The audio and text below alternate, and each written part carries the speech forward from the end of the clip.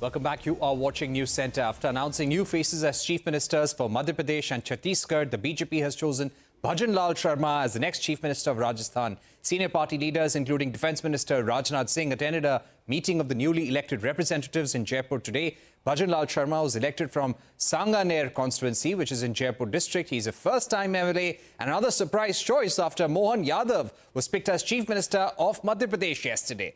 We're now joined by Syed Zafar Islam, spokesperson for the BJP, and senior journalist Sanjeev Srivastav. Zafar Islam, what is the strategy after Madhya Pradesh and Chhattisgarh for the choice of Chief Minister in Rajasthan, a first-time MLA? Well, it is not because he's first-time MLA or whether it's a third-time MLA.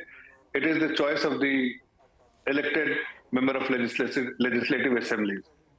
So the group has decided that and proposed that he should be the Chief Minister. I'm sure that the kind of popularity he enjoys among the elected members and his work is for last several years is something which everyone knows, because he has been organizational general secretary of the state. He has been the general secretary of the state unit. So he has hold many responsibilities within the organization, and he was somebody who was known to everywhere. And people, all the newly elected members felt that he should be the Chief Minister of the state. But having said that, what is more important, that you have to understand the mindset of the Honorable Prime Minister, because the senior leadership has chosen to give opportunity to everyone, and the representation should be from every single community. And this is something which is so visible that in Chhattisgarh, first time, this representation has been given to a tribal community, and the Chief Minister has been chosen from the tribal community. In Madhya Pradesh, of course, there was another surprise. Everyone was a surprise element, and the another Chief Minister was chosen from the OBC community, and now this another he is from the forward community. That suggests that the complete representation from every section of the society, and the Honorable Prime Minister has given representation to everyone. The Sabka Saath, Sabka Vikas, Sabke Liye Prayas is something so visible in his approach to choose the leadership. But of course, he had given the responsibility and opportunity to the newly elected members of all the states where we had won, and the elected members chose a new face. And I must congratulate all the newly elected Chief Minister and Deputy Chief Minister and the speakers who have been chosen by the people, by the elected members. And I'm sure that they are connected with the ground. They understand the ground reality. They understand what is expectation of the people. And I'm sure they will definitely deliver something which is in line with their expectation. And more importantly, the guarantee which has been given by the Honorable Prime Minister has been very candidly spoken by all of them, have spoken that their first priority would be to deliver the guarantee of the Honorable Prime Minister. Yep. All right. So that was the view coming in on the strategy behind putting in new faces in the Chief Minister's chair. Sanjeev Srivastav, how do you see this? Rather than going in for the trusted war horses of the BJP, veteran Chief Ministers, the BJP has decided to go for all new faces in all these three states. What kind of social engineering do you think is at play here? How is this going to reap benefits for the BJP in future? So, Parikshit, very good evening, and also very good evening to Zafar and your viewers. So, if you allow me to be a little tongue-in-cheek, I think the main criterion in the three states has been surprise, to throw in a huge punch of surprise. So, if Chhattisgarh was a surprise, then Madhya Pradesh, Mohan Yadav was a bigger surprise. And since yesterday we were talking about, so who will be Mohan Yadav of Rajasthan?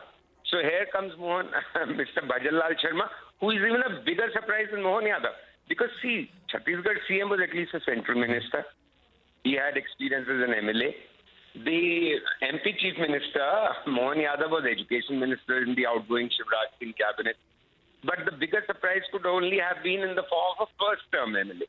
So now we have Mr. Bhajanlal Sharma, and with all respect to him, yes, he has had some great experience in the party, organizational general secretary, like Zafar Bhai was just mentioning, and but absolutely no administrative background of running a government, no legislative background because he's the first-term MLA. But then that is the BJP style. Mr. Bhupen Patel also, I think, was first-term MLA. when he was made the Chief Minister of Gujarat. So surprise is one element. Social engineering, yes.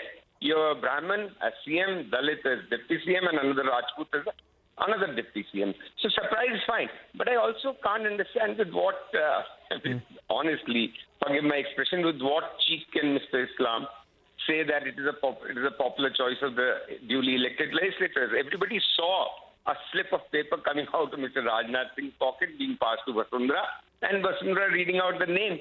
So let us at least be honest, because I think the BJP is quite candid and honest about it, that all the chief ministers are the choice of the party leadership, which is fine because they get vote in the name of party leadership.